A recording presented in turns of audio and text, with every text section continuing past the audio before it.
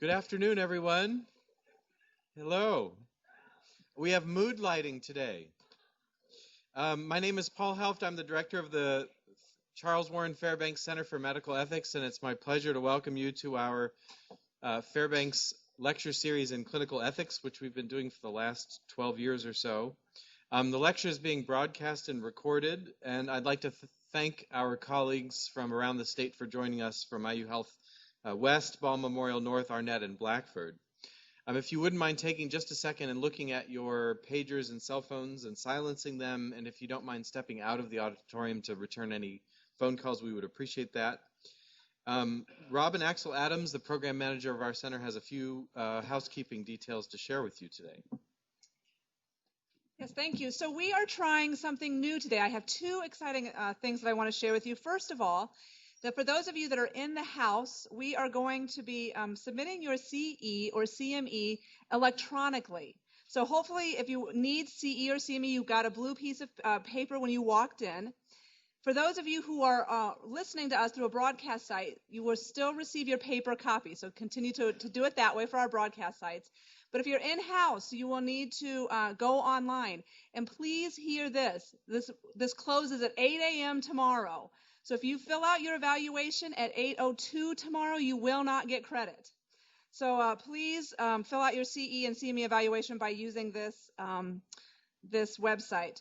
But I did not want to leave the off-site people without any new exciting thing to do. So taking a cue from senior leadership here at IU Health, I want to offer to you that if at the end of the presentation, when the audience is allowed to ask questions, if you would like to text in a question, I will welcome those and I can ask them to add them for you.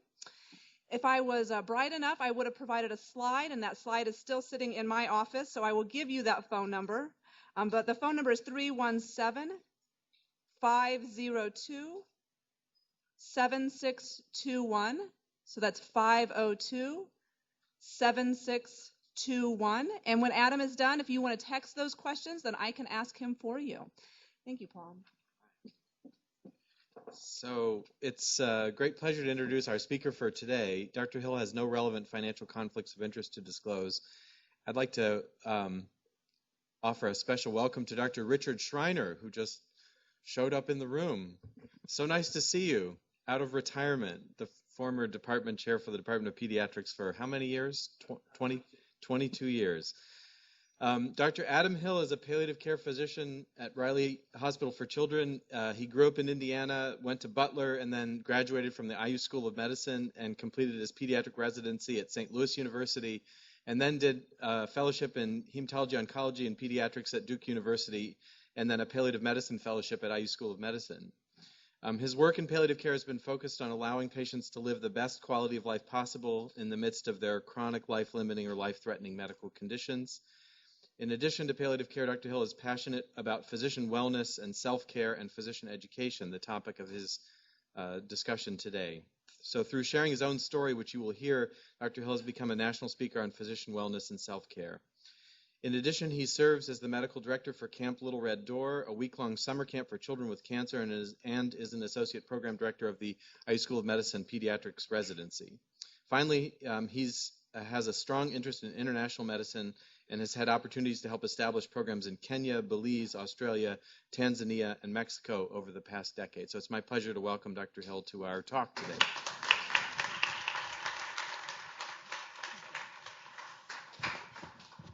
Thank you, everyone. How's the mic placement? Can everybody hear me okay? Thumbs up in the back? Great. So I appreciate the warm welcome and the opportunity to speak today. Some of you may have heard me speak at a few of the grand rounds across campus where I kind of delve in and share my entire personal story and personal recovery in medicine. I'll delve into just a little bit of that today, but I also want to really tie as more of a larger connect to purpose about how we use these narratives and stories to help try to inform culture change in our own institutions and really talk about that through the framework of what our ethical responsibilities are even to each other as colleagues and friends in our professional careers. So I will start by saying that I don't have anything necessarily to disclose except financially, but I will obviously disclose a lot of other things today. So I'll briefly just share my story about what led me to even be on this path, the journey of my life that led to this moment. And then I'll talk about a few of the lessons that I learned and try to tie that into some of the ethical responsibilities that I now feel and see that are important in this work. And I'd like to provide a colleague an opportunity to come up and share a little bit of his perspective as well. And then hopefully allow plenty of time where we can just have a lot of conversation and discussion around this topic. So the informal introduction of myself would be that my name is Adam. I am a human being. I am a husband, a father, a pediatric oncologist and palliative care provider. And I have a history of depression and suicidal ideation, and I'm a recovering alcoholic. And really over the course of my career, I have to stay in the spotlight, I guess, which is really hard for me. I'm a roamer. Oh, okay. So you want me to stay close? Somebody may have to come and tie me to. So, but my story really evolved over a long period of time. I really had a pre-existing condition of depression early in my even medical school residency, but I really took this approach of grinding it through and working to, the next year will be better. The next year will be better, put things on the back burner. And then I reached a point in my career in fellowship where a lot of things changed in my life. And I was dealing with new strains and stressors. The professional work became challenging and overwhelming, and I didn't have a support system or a structure in place to be able to cope with all the things changes that were happening in my life, the perceived difficulties. And because of that, I actually developed a really useful coping skill, and it worked. So I would go home and have 3 or 4 drinks. I initially started 1 or 2. Over the course of several months, I'd have 3 or 4 drinks to be able to fall asleep at night. And I was always cautious to make sure this wouldn't interfere with my work, my responsibilities. If I was ever on call, that I wasn't drinking, but I was actually miserable on those nights because then I didn't have the one coping skill that I knew that worked for me, and then I was miserable. And I really, over the course of a few months, then spiraled into a deep depression.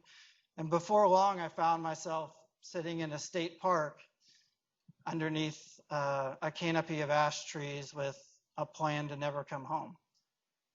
And that was now several years ago, and it led to a path of self-discovery and enlightenment and empowerment on my own journey of successful recovery, but with a lot of help and support from friends and colleagues and even professional counseling and mentorship.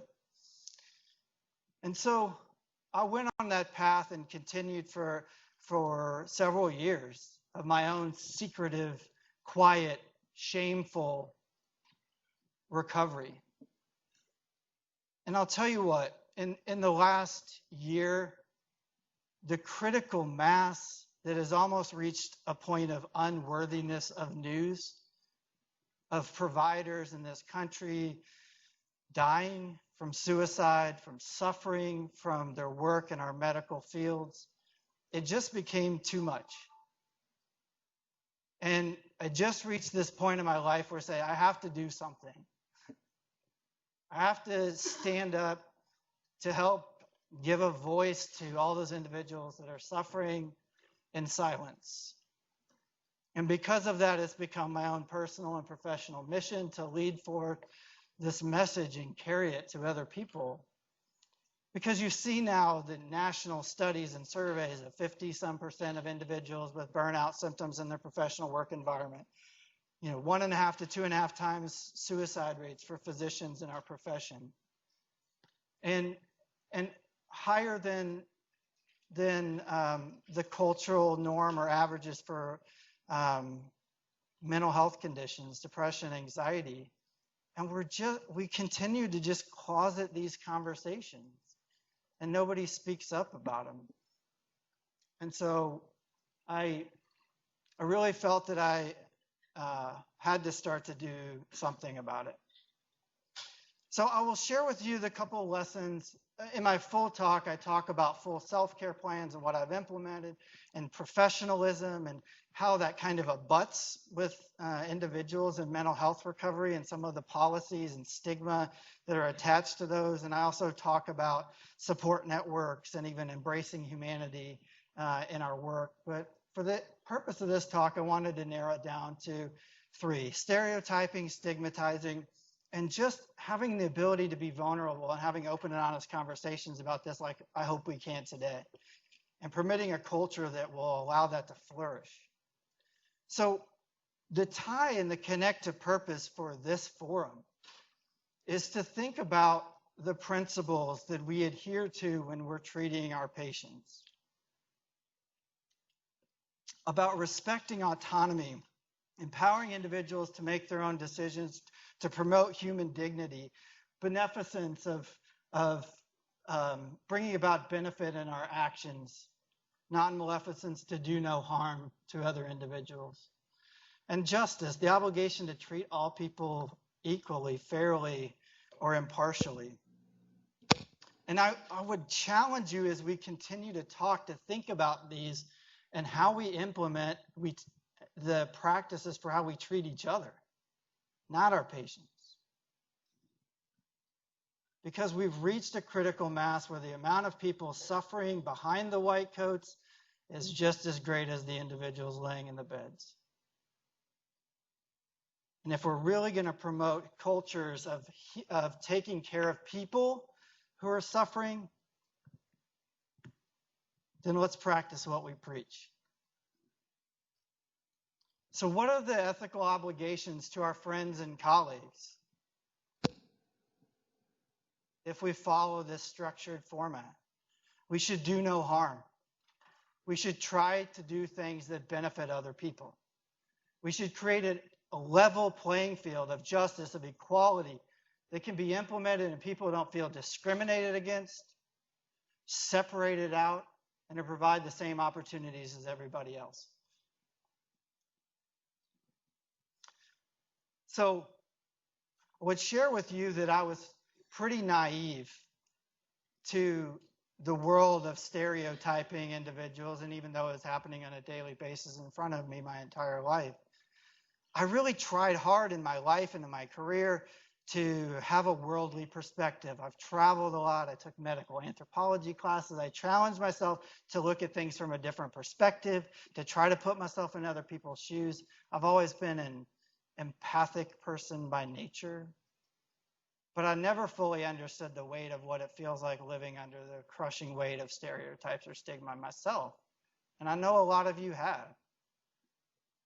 And that really provided me a humility that opened up a different perspective in my life for how we treat other people. And not just specifically other people that we take care of in the hospital, but how we treat our other fellow human beings that we work with. I will share with you that we shouldn't be surprised by this in medicine. Practicing scientifically evidence-based medicine and subspecialized medical industrial complexes actually encourage us to stereotype people.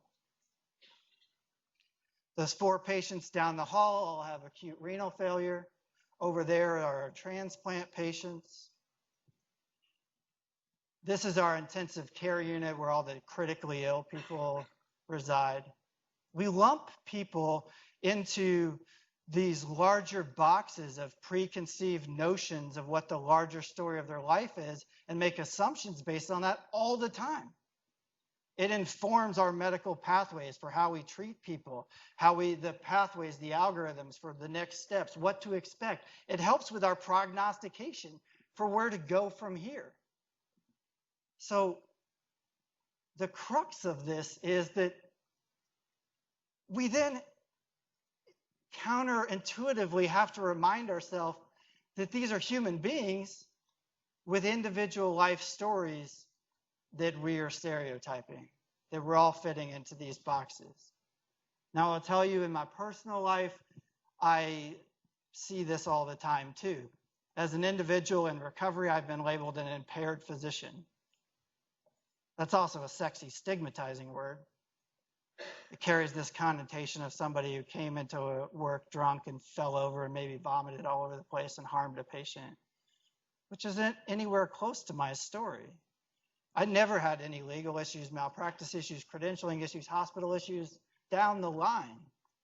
But labeling somebody in that fashion brings up this preconceived notion of what that person should be expected to behave like. And I hear all the time other individuals say, you know, that guy's just an alcoholic. You walk the halls of the hallway and I think, oh, that guy has cirrhosis, but he brought it on himself. And I think to myself in these environments, what would those people say if they knew I was in recovery? So initially, for the first several years, being lumped into these boxes and stereotyped into preconceived notions of how I should behave made me feel incredibly ashamed and distant and separated away from other people, and really hindered my own ability to practice self-compassion in the face of doing my best. I would tell you that then this stereotype that certain individuals, that an alcoholic or a person is a bum under a bridge or an abusive husband or just a drunk, have incredible deep harm, because it negates any ability for us to get to know the person and actually invest in their story, to get to know their narrative. I love my social worker colleagues and people in palliative care because we take time to get to know the deeper meaning and stories behind individuals and don't just accept some superficial preconceived notion. The next, and so when we think about the medical culture that we exist in now, I would challenge you to not just accept these preconceived notions or assumptions or stereotypes, but go one step further and get to know the individual behind the stereotype and get to know their story. This end result of that is then that we assign stigma to individuals all the time, on all different levels, right? But in mental health conditions, the stigma runs rampant in the medical communities. And I've been stigmatized in several different ways, being meant to feel inferior or weak. And stigma is really about assigning a sense of social disapproval with anybody that may have some variance from the cultural norm. Now, I would also laughingly kind of tell you, when we're now talking about individual institutions that accept 54% of burnout, that maybe the cultural norm is a little askew. Because the cultural norm is probably that every single second person in here has had their own struggles in their professional career. And so it's hypocritical and self-defeating to label people or to stigmatize or separate people out based on having a presence of any condition like this. Because really, this is becoming the majority of us. And when we talk about concepts of doing no harm, we stigmatize patients all the time. But we just as frequently stigmatize our colleagues. And I would offer up to you that not a week goes by that I don't hear something in my office by even people close to me that continue to perpetuate this cycle of stigmatization. I mean, even just a few weeks ago, having a colleague, you know, equate somebody being in a leadership position, having poor quality or leadership skills because they had a history of alcoholism. And we have to do better. We have individuals in our profession that are dying on a daily basis because of the stigma, because of the stereotypes, because of the barriers that we are putting up that prevent people from getting the help that they need. And if we truly want to care for the people that are suffering, then either look in the mirror or look right next to you, because you can make a massive difference in this movement. The next part I really want to talk about is going to be the bulk of the remainder of what we talk about, is challenging yourself on those two fronts, on stigmatizing people and stereotyping individuals. But really what I want to talk about here is, well, where do we go from here? I would encourage you that we can all control our own spheres of influence, and that even if you touch one individual life, it can make a dramatic difference. But really on the larger scale, we have to talk about reclaiming our medical communities. And I personally feel that this is a concerted effort between bureaucracy, policy, perspective, but it's also about owning what we can control as individuals who work in these environments. And that is promoting culture that allows for vulnerability to thrive. Because as we know, some of the greatest inventions, even in medicine, either have come by accident or out of mistakes. I just recently learned that Slinky and Plato were both repeated failures and then accidental discoveries. And in the pediatric world, those are medical interventions. So, but that James Joyce once said that mistakes are opportunities for discovery. And without permitting a culture that will allow us to fail, make mistakes, and to be open and honest and have vulnerability, we're shutting down any efforts to be able to invent, create, make mistakes, get back up and do it again better, to empower ourselves, to learn, to grow. And we live in such a litigious, oversight medical culture that we all become so fearful of embracing vulnerability. I would tell you it doesn't have to be on this type of stage or even scale, but we need to be able to promote vulnerability within our own offices, our own conversations, because I feel one of the largest ways that we can push forward a movement to accepting individuals with mental health conditions or with recovery from addiction issues in our professional careers is by sharing patient narratives or sharing human stories.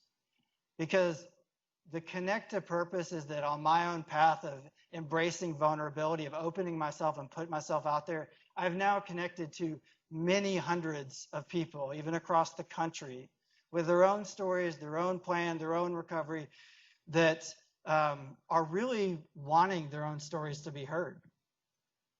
And we're all sort of like aimlessly walking around with the same stories and not talking to each other about it. And once you open up those doors and allow for empathic communication, you find that we're all swimming in the same ocean. And there's so many things that draw us closer together than separate us. And this I have learned from my work in palliative care, but also my own recovery is what gives us perspective. So allows us to try to empathically sit with another human being and say, I don't know what it's like, what you're going through, but I'll sit here with you. Instead of the approach of, looking down on somebody with pity or judgment or shame. And promoting a culture that will allow us to reclaim the physician lounge, reclaim a medical community that we look out for each other and support each other, and that we're going to take care of each other when we're suffering. Now, I'm not naive to the fact that this is a utopian ask, that concrete changes also have to occur on larger scales and larger levels, because one of the things that is inherently asked in accepting vulnerability and going down this path is it takes effort and it takes time. Two things that a lot of people automatically cringe when they hear in medicine. I don't have enough time to do what I have. I'm underpaid for what I do. I can't put forth any more effort. I have 26 patients to see. I have all this medical documentation to do. And so there has to be a combined effort on those fronts too. But our interpersonal relationships and connections and support of each other can thrive despite that. And I'll tell you one glowing example that I hold dear to my heart is after my first talk, this was now, 6 months ago, a division director in one of our institutions emailed his entire department and said, I have a history of anxiety. I want you to know I've been on medication. My door is always open. You don't have to personally come to me, but my door is open if you need me, and we can honestly talk about your concerns. To me, that is the greatest compliment to this work, is that vulnerability and producing environments where open and honest conversations can be had can be contagious. And that you can take from this and work even in your own 3-person departments and create an environment that then will serve as an example for how we treat other individuals as friends and colleagues in our profession. And just reminding all of you that we're all in this together. I want to allow a few minutes now for one of my friends to come up and share a little bit of his perspective as well. And then I can diatribe for another half an hour. It's not hard. People who know me. But I really would like to spend a good amount of time creating an environment here where we can have an open, honest conversation about these topics and hopefully breed some vulnerability that will then spew out of these halls. So with that, I will invite my dear friend and colleague, Dr. McFerrin, up to the stage, who's one of our pediatric gastroenterologists at Riley Hospital for Children, has become a dear, close personal friend of mine through our mutual love of Butler Bulldogs and sharing stories of our own kids, and has really become a close support system for me in my own recovery, and as he will share with you, potentially vice versa.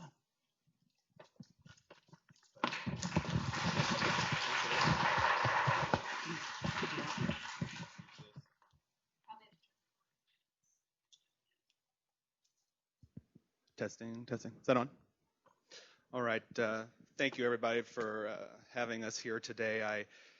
Like Adam said, I'm Brian McFerrin. I'm one of the gastroenterologists at Riley, and Adam talks about these things being contagious, and they are.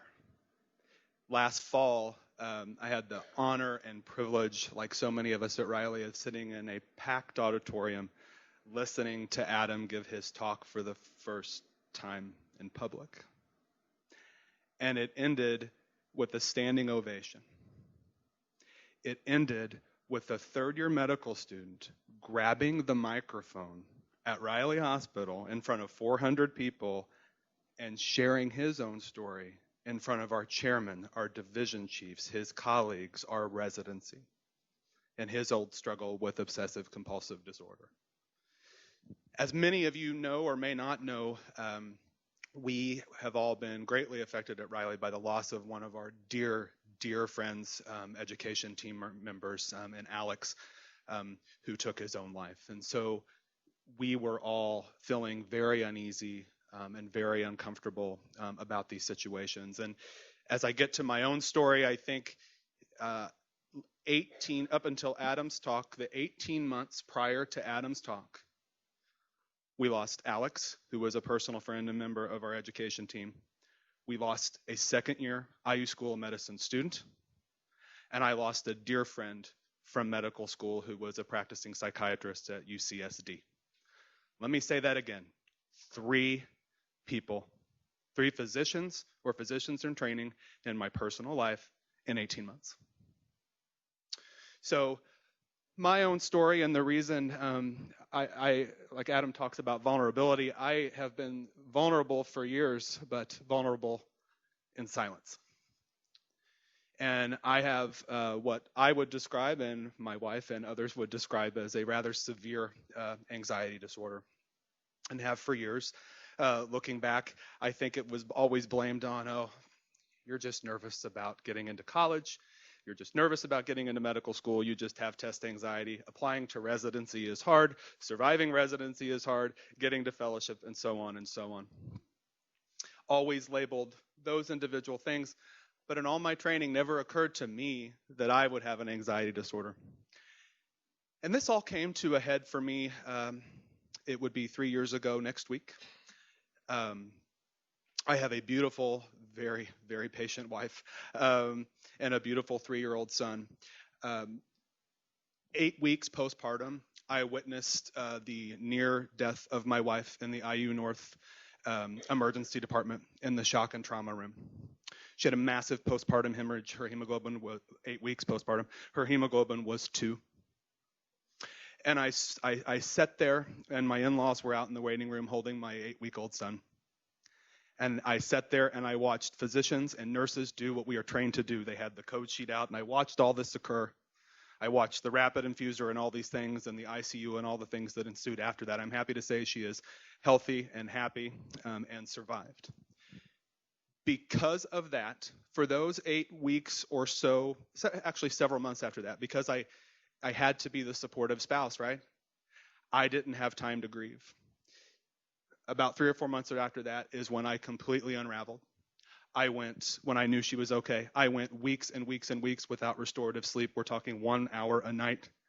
The thing that bothers me most about all of this, looking back, is that I continued to see patients. In retrospect, I wish I would have had the guts to go to my wonderful boss, who would have been totally supportive, and ask for time away. And so right then and there, I decided I'm going to go get help. So in the interest of time, I stand before you a product of a psychologist, a product of cognitive behavioral therapy, mindfulness-based cognitive behavioral therapy, scheduled exercise that is my time. I take Zoloft, and I'm proud to say it. My internal medicine doctor, my personal physician, always says, Brian, this is your hypertension. You got to own it, you got to manage it, and that's what I do. And Adam, I want you to know, has started a brush fire of sorts over at Riley, and it's clearly spreading across campus and now from state to state. And why am I here today, I think, is to fan the brush fire, right? Adam counsels a lot of residents. I counsel a lot of medical students as a member of the clerkship team. And this is sharing my own story, and we met with the pediatric residency about 6 weeks ago, and it was Adam and myself and 4 other physicians who all shared our stories, and we all received emails and pages and phone calls from pediatric residents after we were done. So in closing, I think when you leave this auditorium today, I hope that you will check in on a colleague. You will consider sharing your own story. Because like Adam said, we're all in this together. Practicing medicine, working in hospitals and clinics is not an easy task. But it's important to have these discussions to break stigma and to make ourselves truly vulnerable. Thank you.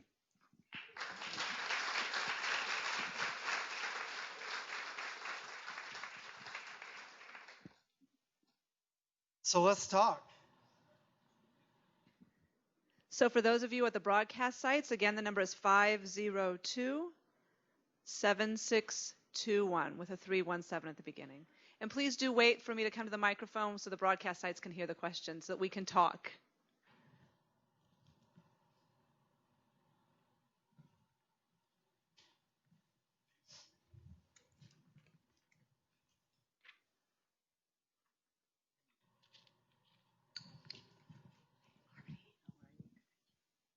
Hi, thank you for such a powerful talk. I appreciate your rawness. I appreciate you sharing it. I'm curious if you're familiar with Pamela Weibel. Yes. Yeah. And what you think of some of the work that she's been doing in trying to, I guess, shed light on this secret, so to speak, that we've kept hidden. And would like to hear your thoughts on that and her work. And then I just want to share with the audience, in case they're not familiar, with something that she once said. She says, when outrage exceeds apathy, then we'll have real change. And I think it's pretty profound. But thank you again. You're absolutely right. And the thing that I've learned over the past year, to speak to that beautiful quote, is that the greatest movements and revolutions never start in the ivory towers. They start with individuals who have a strong belief in something, banding together, taking to the streets, raising the flag to create a sense of cultural awareness that then leads to a movement. And when we collectively stand up to say, we've had enough, that my health, my happiness matter, then change will happen. And I would tell you that I actually had my pediatrician for my kid, who's also a friend, sent one of my talks to Pam Weibel not that long ago. I haven't heard back. So that's not any indictment of her. It wasn't that long ago. But I am familiar with this work. And there are a lot of, I don't want to undermine the fact that there are a lot of amazing people, even on our institutions, our campuses here, that have been doing work in these fields for a long time, for resiliency work, for burnout work, for promoting self-awareness, for self-care. We have a lot of people that are interested and have made great strides. I think this is about trying to take things to a concerted, larger level. And, I finished writing a book just in the past several weeks, and hopefully we'll be able to get that out to a larger scale audience as well.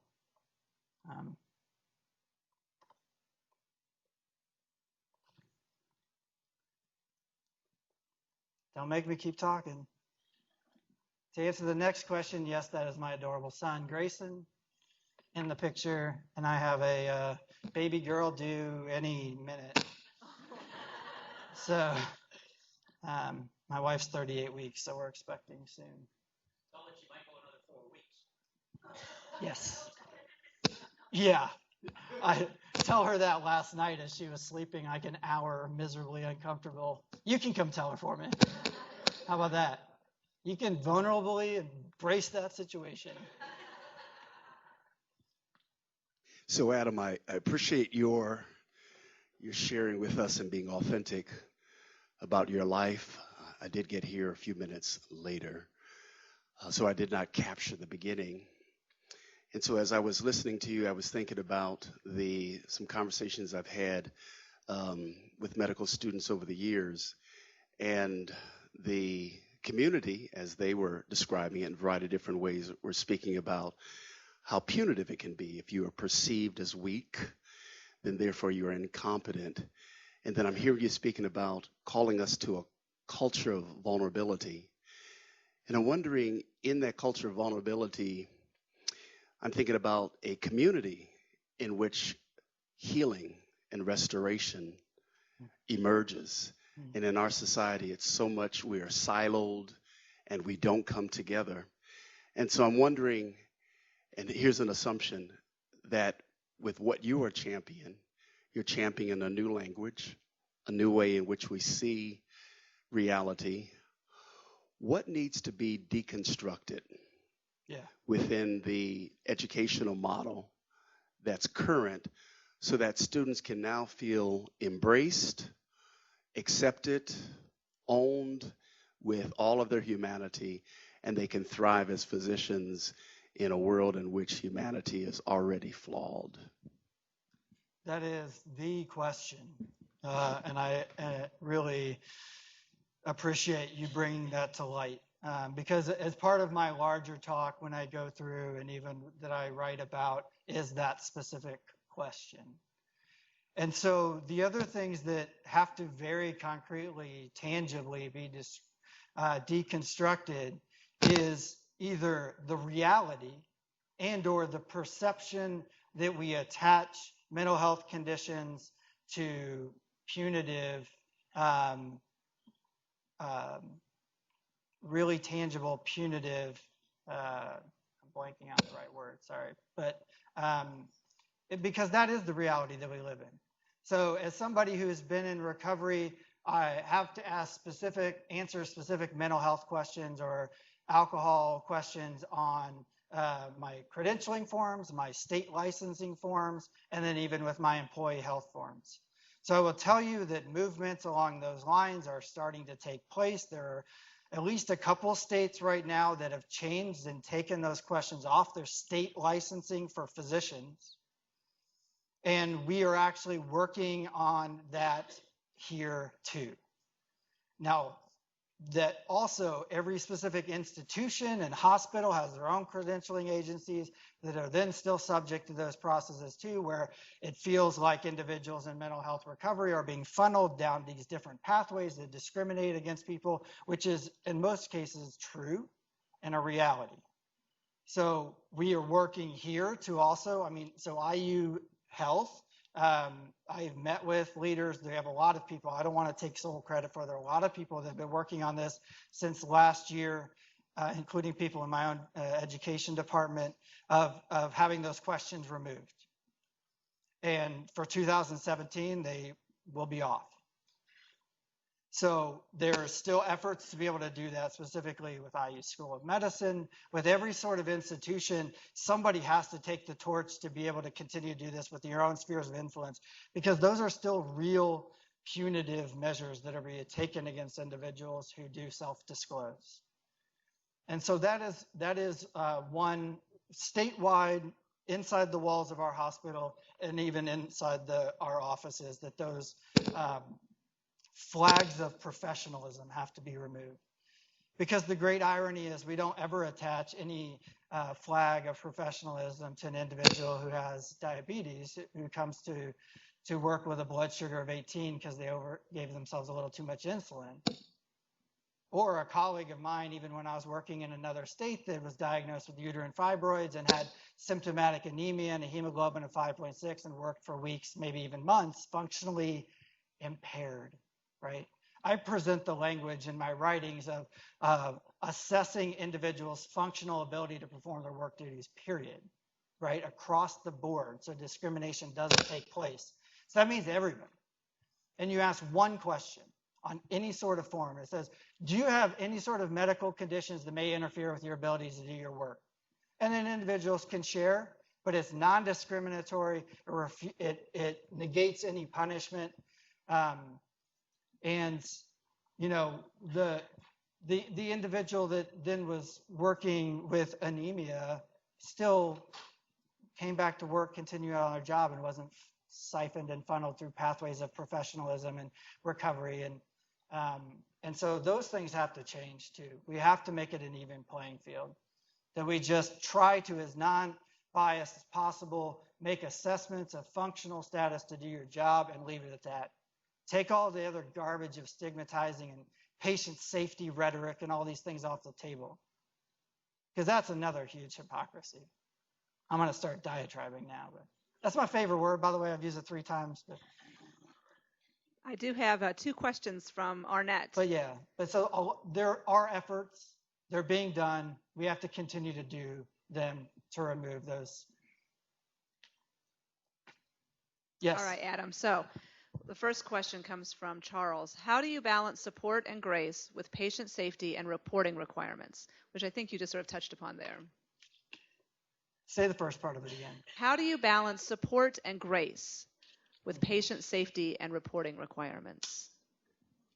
So I would tell you, ideally in a culture that would be able to support our colleagues, helping to self-identify and have individuals come forth early on in their own struggles, it would be the gold standard, right? That people come in at 80 or 90% and self-report and say, I need to take some time away, and that would be supported. That's kind of the utopian answer. I challenge frequently this concept of patient safety, because to be honest, we have created a culture. If you want to look at 4 things. 1, patient safety is critically important. Yes, I agree with you. Human lives are at risk. I also agree with you. Individuals working in the medical field are not immune to mental health conditions. I also will agree with you. I'm saying these things. I'm agreeing with myself. But then the last is that these are medical conditions. So what has happened culturally is that we have a massively overswinging pendulum that creates policy, bureaucracy, and rhetoric towards protecting patient safety. Now, I would challenge you to say that that's a good thing, right? We want patients to be protected. The problem is that over-regulating and creating these policies and procedures has had the complete opposite of the intended effect. Is that now you have individuals who are working more and more with chronic illnesses or working with treatable, untreated medical conditions. Our workforce is getting sicker, and therefore patient safety is being jeopardized at higher risk than ever, because we're not treating the human being with a treatable illness that could then prevent human error. What we do is say, we can mitigate human error by increases in technology, oversight, strategic policy, by having a pharmacy checkpoint that is 9 systems long. But it dehumanizes the person in the first place and accepts that, making any changes to actual employee health doesn't really matter as long as we have concrete safeties for patient safety in place. Now, it's backwards to me. So do I support environments that have a 0 tolerance for anybody working that is functionally unable to do their work? Absolutely. We actually need to have stronger policies to identify people earlier, and a culture that allows for people to take the time early in their own process to be able to improve patient safety. It's hypocritical to think that we can just throw policy and regulation at things and that it has the intended effect that we suppose it would. What we do with these policies is try to meet cultural expectation of what protection of patient safety should be. I'll give you one last example with that. Everybody should know that hand washing saves lives. That the most impactful thing that you can do to protect your patient is wash your hands. Maybe alongside not coming to work acutely ill.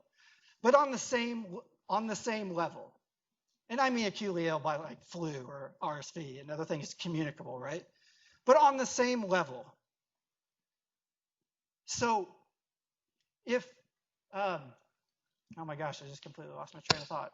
Oh, but so we actually promote policy, oversight, regulation. We do education, we do modules, we do all these sort of things to improve hand washing. But we have individuals all the time in the hospital that wash their hand 30% of the time. And do any of those individuals sit in front of the medical board? Do any of those individuals go down professionalism path of 5-year monitoring that everybody watches them wash their hands for 5 years? It's laughable, but it's a reality. That's actually a behavior that can be modified, that can save lives. But it doesn't reach the level of meeting a cultural expectation. The cultural expectation is that mentally ill people shouldn't be taking care of our kids. The rest of it we let slide. It's not just about patient safety. It's a bigger issue than that. This also comes from this is Melissa. Melissa asks, how would you recommend approaching a colleague you sense may be struggling but isn't reaching out? Yeah, so that's a great question. I mean, on the meta level, I was just in a full day workshop yesterday talking about how we need to continue to actually teach compassion and empathy skills and teach colleagues how to talk to each other in times of crisis and actually have these as tangible, concrete things that we can teach other individuals. A striking truth behind that is I was reading a review article the other night. It was written several years ago, but it talked about psychiatrists and their psychiatrists who knew that one of their colleagues was abusing substances.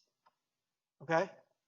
Do you know how many of those psychiatrists trained in talking to people went and talked to their colleague about that active substance abuse condition?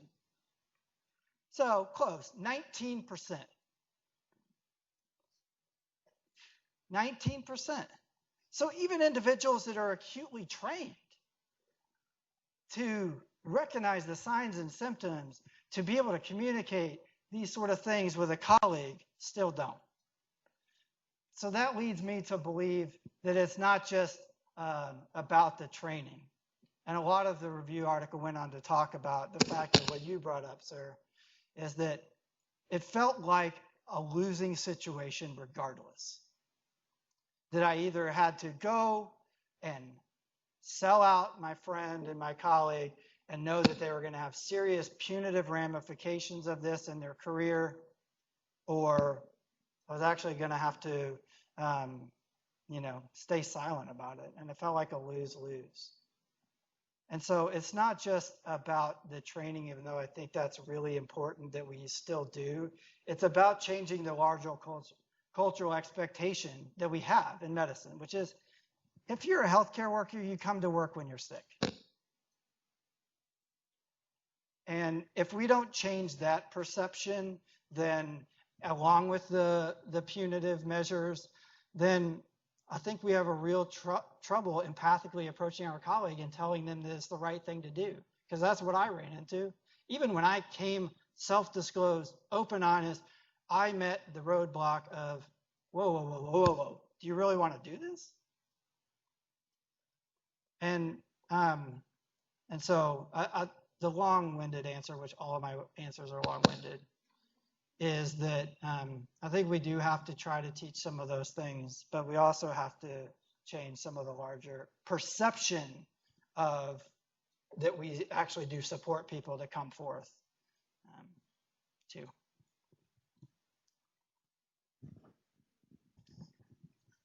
First of all, I want to apologize to you Butler grads for me wearing my Creighton University shirt after yesterday's game.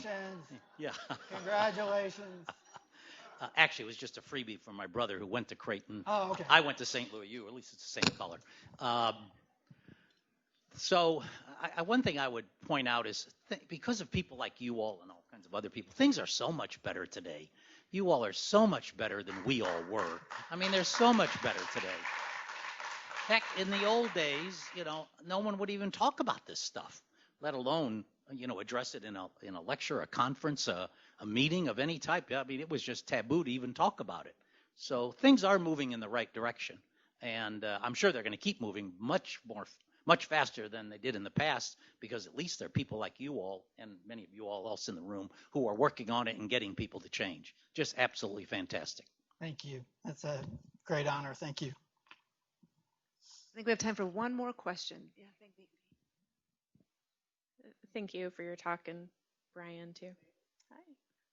I'm in the section of pediatric hospital medicine, but my primary clinical side is out at West Hospital, where the hospitalist staff a level 2 special care nursery, and we have had an incredibly high incidence of neonatal abstinence syndrome. And I know your focus today was self-care of the medical profession, but I'd like to propose an interesting link between our stereotyping and stigmatizing of the populations we care for, feeding back directly into our own moral distress, job satisfaction, and our own mental health. And a lot of people in this room probably in a few weeks' time lose the commitment to their for self-care, and many of us in the medical profession will always be more motivated to care for our patients before ourselves. But if you can remember the link between treating your patients according to these things that you've discussed today and how it might directly feed back into your own wellness, I think that might be an easier link for me to maintain a commitment to myself and my colleagues. Thank you for that. And I would add to that how you treat your patients too, that other people are watching. And that in itself is contagious in the fact that, I have a colleague, a couple of them actually sitting in here today that would know of this story. But we had a patient who lived their entire life in the hospital, had a complex medical condition, and at 6 months old ended up passing away. And this mother had a history of bipolar. And I can tell you that this was one of the most beautiful, insightful, articulate women that I've ever met in my life. That she had self-awareness to an art. She very specifically told me her plans of what she would do if certain things were to happen and who to call and her counselor. She was incredibly intelligent. So what happened over the time of her hospital stay? She was a single mom who also lost her husband to suicide, who had very little support system, was trying to keep a job. She was trying to keep her apartment. She lived 2 hours away. She had multiple medical appointments, counselors, and everything else. And over time, when she stopped being, she would come nights and weekends, right? So all these rumors and gossips start. Well, that mom's not around because she's crazy. She has issues. And this stereotyping loves gossip and rumors. And to walk into that fold and to treat her with the human dignity that she deserved as a person who was taking care of herself and doing the right things. But when you get to know her story and got to realize what she was doing, everything she was doing made complete rational sense. We were the lunatics. And so walking that journey and that path with her taught me so many lessons. And treating her with the respect that she deserved, hopefully other people saw that too. And very specifically, one provider came to me shaking their head and said, "Oh, it's just such a shame. It's just so sad, like that she has, that condition and all these sort of things." And I was like, "So what do you mean? I'm an alcoholic." It was like super uncomfortable for about 3 seconds. But stand in that fold and say, "What's your point?" And then we had a really open conversation that was able to negate any further stigmatization or stereotyping of this mother, because I said, "Look, I have a history of depression. I'm not seeing your point. And it changed the dynamics. And that stuff is contagious too. The last thing I would say to that is I'm always reminded of this too and how we treat our patients, but I have the beautiful honor of working with children. And I had a 6-year-old child, this was actually before I worked here, that had liver failure and was thrown into that box of a GI bleeder who had chronic liver failure, wasn't a transplant candidate. And when she got better and got out of the ICU, what was the first thing that she did? She walked down the hall, went to the playroom, found another girl that was just diagnosed with leukemia, and shared her hospital story and how scary that was. And then she just wanted to play. She didn't know that she belonged to any stereotype or stigma or diagnosis or set of expectations. She just wanted to share her story and be Caitlin. So there's goodness in us all. Sometimes I think we just have to remember where to find it. So thank you.